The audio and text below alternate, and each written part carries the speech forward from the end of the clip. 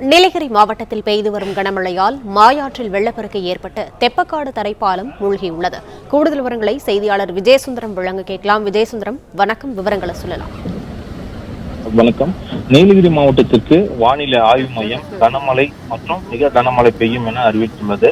இதன் காரணமாக நீலகிரி மாவட்டத்திற்கு 3 நாட்களுக்கு ஆரஞ்சு நிற அலர்ட் எச்சரிக்கை எடுக்கப்பட்டுள்ளது. குறிப்பாக நீலகிரி மாவட்டத்துல நேற்று முன்தினம் காலை முதலே காலநிலையில் முற்றிலும் மாற்றம் ஏற்பட்டு உதகை, குன்னூர், கோத்தகிரி, குந்தா, கூடலூர் உள்ளிட்ட தாலுகாக்களை பல்வேறு பகுதிகளில் மிதமான முதல் கனமழையானது பெய்து வந்துட்டு. இதன் காரணமாக தாழ்வான பகுதிகளில் வெள்ள நீர் சூழ்ந்து அதிக இடங்கள்ல வெள்ளப்பெருக்கு ஏற்பட்டுள்ளது. குறிப்பா நேற்று முன்தினம் காலை முதலே தொடர்ந்து மழை பெய்து வரும் நிலையில நேற்று இரவு மற்றும் இன்று காலை முதல் கொட்டி தீர்த்த கனமழை காரணமாக மாயராற்றில் வெள்ளப்பெருக்கு ஏற்பட்டுள்ளது.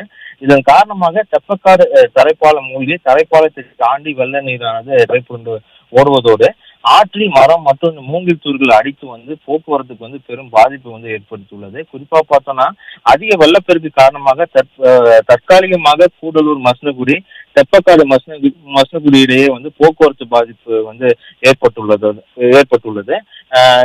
இது மட்டும் இல்லாம கர்நாடக மாநிலத்திலிருந்து உதவிக்கு வரக்கூடிய சுற்றுலா மற்றும் சரக்கு வாகனங்கள் உட்பட அனைத்து வாகனங்களுமே இந்த மாயாற்றில் வெள்ளப்பெருக்கு ஏற்பட்டுள்ளனால கூடலூர் வழியாக திருப்பி விடப்பட்டுள்ளது. தொடர்ந்து மழையின் தாக்கம் அதிகரித்து காணப்படுவதால தாழ்வான பகுதிகளில் வசிக்கக்கூடிய பொதுமக்களை மழை